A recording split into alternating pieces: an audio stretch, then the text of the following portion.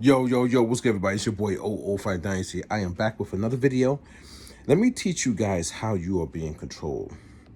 If there is something or somebody that you cannot criticize, you are being controlled. Hands down, guys. Hands down. Everybody's being controlled in some form or some way.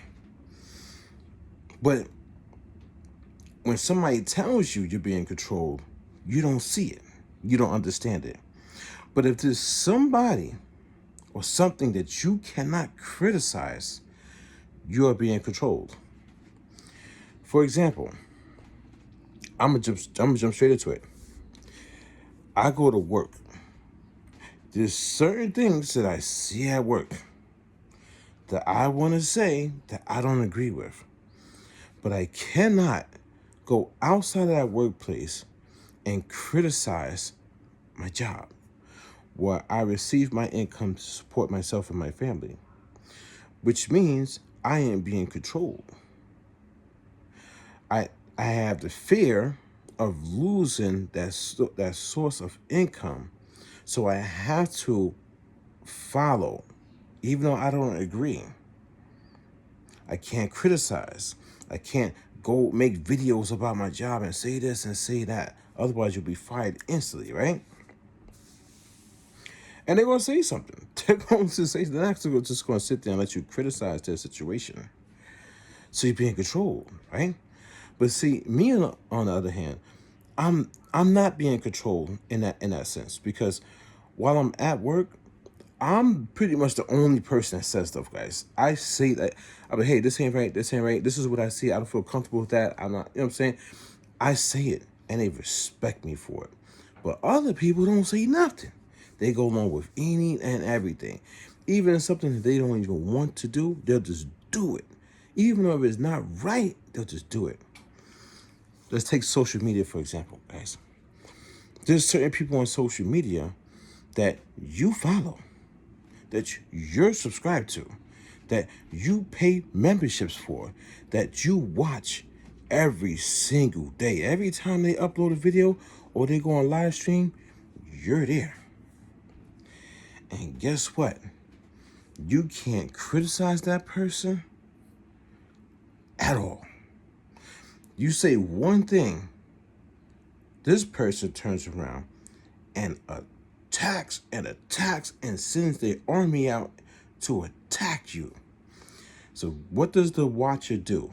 The follower, the member, the person who's in the membership, what do? There might be certain things that they don't like, they don't agree with, but they don't criticize. They even get to the point where they allow the person to talk to them so much that they recondition their mind to believe in what this person is actually saying. I had an individual come to me, man, and say, man, I respect this guy. I respect this guy. But, I don't like when he does this and he does that, man. Like, come on, man. Why you doing this and why you doing that, man? I don't understand. Like, he was saying this at first, and now he's doing this and doing that. Telling me, but not criticizing the person to his face. Telling me, but not making a video criticizing the person to the world. Telling me, because they know my stance, but not directing it to the person who needs to hear it. Then I see this person disappear, stop talking to me, because you keep hearing this stuff long enough, and it just reconditions your mind. Now this person is, I know this person doesn't like this person. I know for a fact, but they're over there watching this person every day because now they've been conditioned so much that they need this person. So they won't even think to criticize this person anymore because they need them to survive. It becomes a crutch, guys. When you religiously, faithfully show up to this person's, like, should I say sermon? Let me stop. When you show up to this person every single day to watch, it becomes more of a need than an actual want. You might want to go there at first because like, this person has a message. This person is going to change the game, revolutionize music production, help all of us. You might want to go there. Then that want turns into a repetitive issue that ultimately turns into a need. Like you need, it's like you're a dope fiend, like just like you're a crackhead. Like, you know what I'm saying? It's like you on a drug now. And that's what's happening, guys. These people are they they've been drugged and they're on a drug. Like it's like a high for them. Like they need that fix every morning. You know how I know? I was a part of it, guys. I remember telling this individual, you're needed, man. Like don't go anywhere. Like don't disappear. Like you're needed. Like the message needs to be heard. Like I'm telling the person. And this person, this person definitely took heed to that, man. I can tell you, this person never left.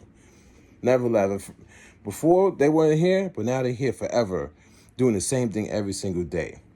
But anyway, I don't care. It's not about me, guys. It's about the zombified idiots, man. The people that will not wake up.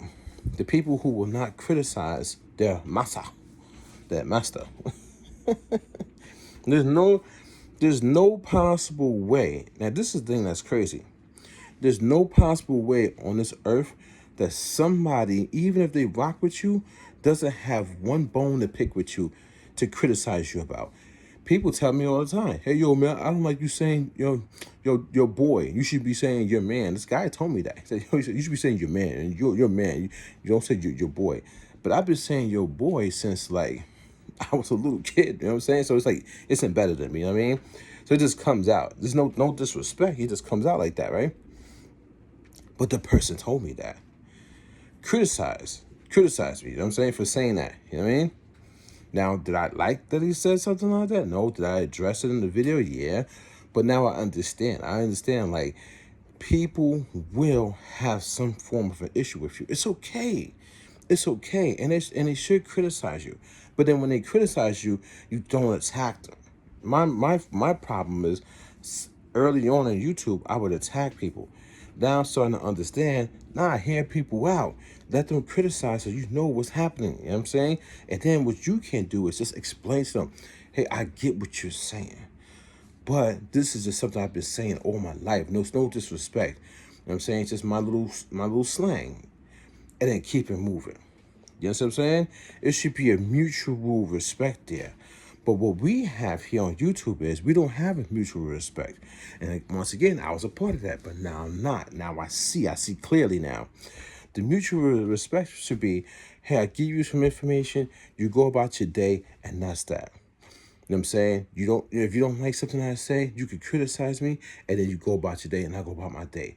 But no, what we have here on YouTube is these guys control the minds of the masses and expect for you guys to come back to keep putting money in their pocket and helping them push you know what I'm saying, their message. That's different. And then it gets so bad when they get so many followers that if somebody criticizes them for what they do, no matter how they say it, no matter their voice, the way it projects, they're still saying it. They then go live or go on video and they literally make up this whole thing about how you're a bad person, they're the good person, they're being attacked, and they will send the army after you. And the army is you guys to go and fight on behalf of this individual. Meanwhile, this individual is supposed to be the most gangster person in the world, but he got all these other people fighting for him. That's crazy, guys. That's crazy. So you can't criticize, or say anything to these individuals without them saying, or without them sending their army after you. It's the same thing when I was saying fake music producers. I believe that in my heart. I'm criticizing the NPC, the SP404, the Machine, Native Instruments, the the DMX Oberheims, like whatever, you know what I'm saying? All the NPCs. I'm criticizing all these people as being fake musical producers. And they are. And I'm not making it up. I'm not lying. They're just glorified beat makers on YouTube. They don't even understand music and music theory and how to let music go into their body and make them feel a record. They don't understand that. They're just doing beats and they're doing it in a commercialized way that generates money and income. That's different from a musical producer who is literally focused on music and music and music and music. Not, oh, let me make something and record a video. That's different, guys. I just did a video yesterday and the day before yesterday showcasing a beat. I did a shorts listening to my beat, and I did a video just going over like how I kind of like structure Ghost Wav, my genre of music. I mean, created by Jamel Marshall Pearson. You know what I'm saying? Formerly known as Legacy, stage name is 005 Dynasty, and I created it in the year 2020, right? I'm just showing you guys like how I did it. But I didn't turn the camera on to do the beat process. You know what I'm saying? Like, I didn't sit there with the camera on and let the camera record me while I made the beat. It's what they call beat cook-ups in 2026, right? But why would I do that? First of all, I didn't know I was even going to make a beat. They're purposely doing a beat cook-up for video content. Do you get it now, guys? They're staging all this stuff. It's all an elaborate act. It's an act. All this stuff is acting for the camera, for views, for money. It's not real music production. When I made that beat, I literally got inspired by Mr. Mooch, because Mr. Mooch, the community manager for 005dynasty.com and 005 Dynasty's YouTube channel, sent me a beat. And when he sent me the beat, I listened to it and I understood its flaws. I'm a system thinker, but I also understood the positives by breaking down what he did not do, because he's a hobbyist and he hasn't reached that professional level yet. Respect to him. So now I sent him a message, I made a video, and I was just talking about it, and I critiqued him. I critiqued him live on YouTube, guys. And you know what he said to me? Nothing. He took that critique and he literally came back the next day with a motherfucking banger. A fucking banger, my nigga. A banger. The beat is a fucking banger. And he took my critique and he harmonized out the rhythm. And he did it, man. He called me on the phone. He was hyped. And I had just got off the phone with him. And he's like, oh, we was going to go by our evening. He called me on the phone like, you gotta listen to this. I was at my boy's house. You gotta listen to this. So I put the video up and I play. I was like, what the fuck? I played it again. I was like, that's a fucking banger. It was that ill. I still got it on my phone. I listened to that shit like 30 times. You know what I'm saying? So he heard the critique, right? And boom, he rocked and roll. But what these guys do on YouTube, though, these musical producers, they hear fake musical producers and they attack. And this is the thing, guys. One person is a hobbyist, took the critique and made a banger. These people are supposed to be top tier, world renowned, Grammy Award winning, according to them, multi-platinum, diamond status records. They hear my critique of fake musical producers and they sent their minions, their zombified idiots, their whatever. There's so many things you could say about them. They sent them after me after they made videos, because they couldn't take the critique because they're not, you get what I'm saying? Now, as I'm sitting here making this beat that got inspired by Mr. Mooch, right? I made the beat thinking like strip back and be very, very strategic in like the sounds that you put, in a sense of like, don't put too much, just strip it back. Don't put too many drum beats. But I'm sitting here flowing though. So I'm flowing like I'm playing. I start with the melody. So when I start with the melody, it gets you in this flow like happy or sad. So now I'm in a sad mood playing out this melody because of I started at A minor. My son's food's ready. I started at A minor, so I'm in like this sad, you know what I'm saying?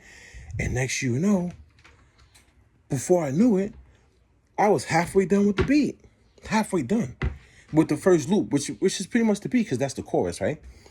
And then I stopped for the day. I stopped and I send that over to Mr. Moose to give him an example. Like, yo, see, this is what I mean. This is what I'm talking about, like rhythm and stuff like that. So now we're conversing. And then, you know,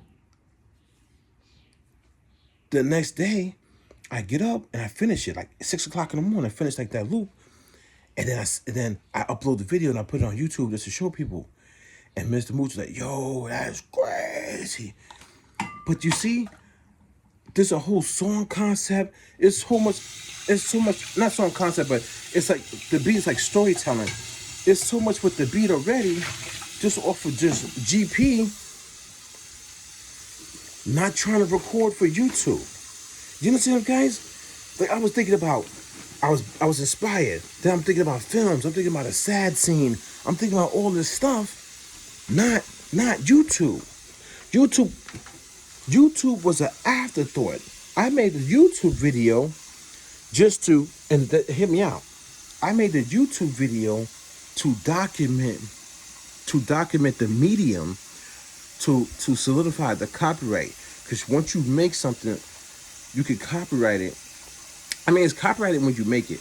Then when you put it on a tangible medium where other people can see it, it timestamps it. That's a copyright. Now, once I finish the beats, I'll send my package off to the government and have them officially, you know what I'm saying? And that'll be that.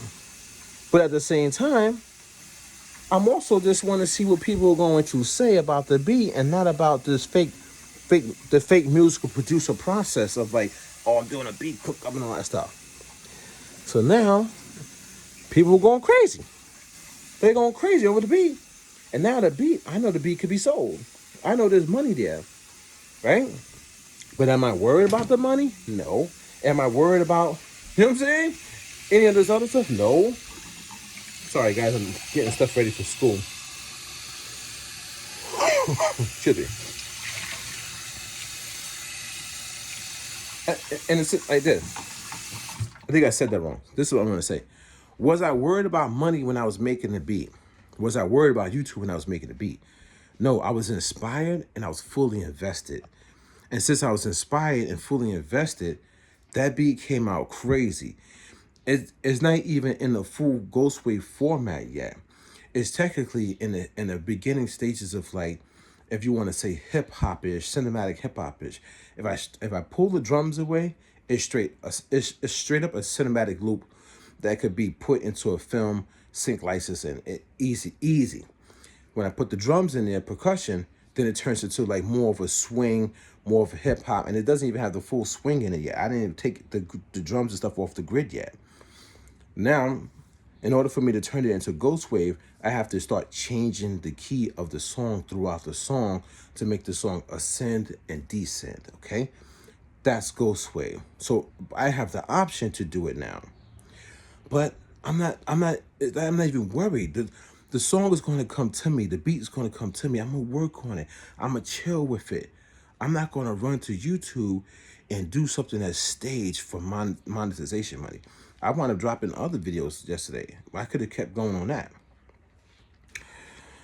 So the game is crazy, guys. These people don't want to be criticized. They don't want people to say anything that might be perceived negative on their end. They don't want it, guys. And then the individual is so afraid of these people because they have been conditioned that they will never say anything and criticize anybody, man. So where are we left at? We're left at some people will say something and then other people won't. And if you got two people saying something, maybe three, maybe four people saying something, but primarily it's two people, right? Then we look like the haters because we're giving people the real about the world. We're doing our research and we're talking. But then you got everybody else who's conditioned and afraid and scared that won't critique and say anything, won't criticize. So we look like we're hating on the people who have your minds wrapped up in a cocoon. That's crazy, son. That's a scary world, man. And that's the world that I'm living in, guys. I see all the BS, man. Give me 1 second, guys. I gotta put this stuff in. I'm getting these kids ready. You know what I'm saying? Who remembers this tree from 2 years ago?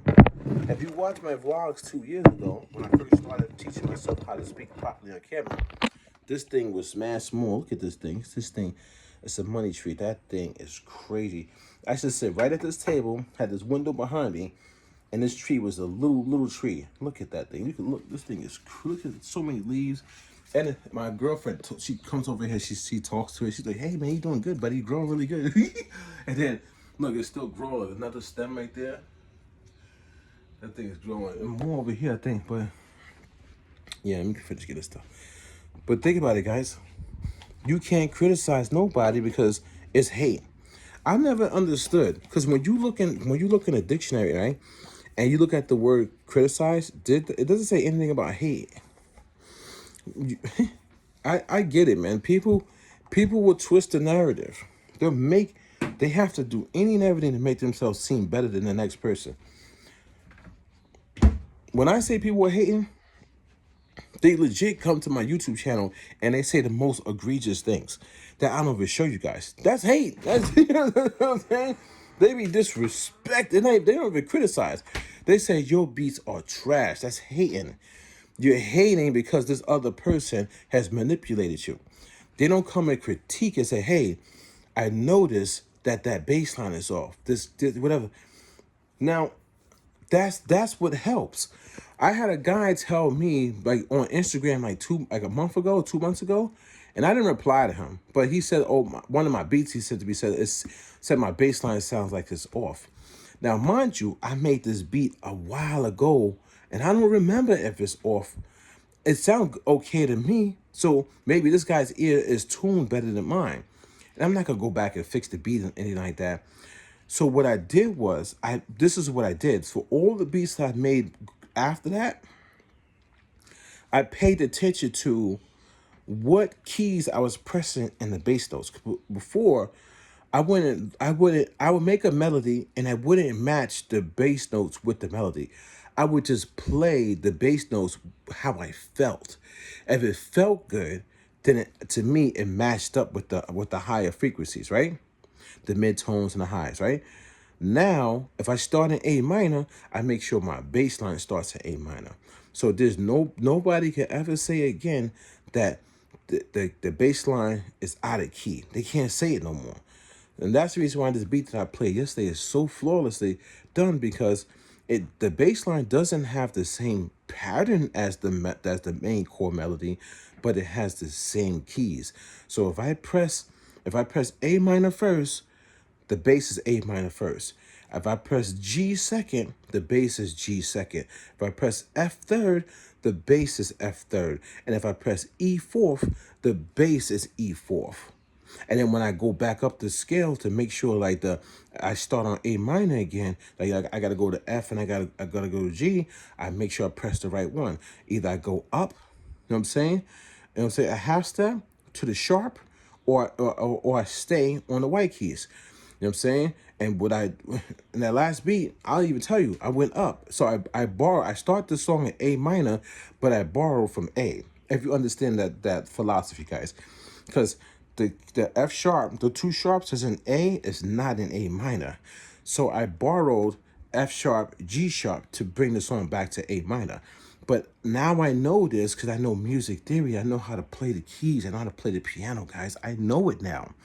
So now my bass lines will never be out of key. My drums will never be out of key. That's why I use the drum synth instead of using drum packs. I'll never download another drum pack in my life, guys, because I'll use the drum synth to make my drums, so I make sure my drums match, they stay in key. I don't want to sit there and try to download a drum pack for somebody and try to tune it.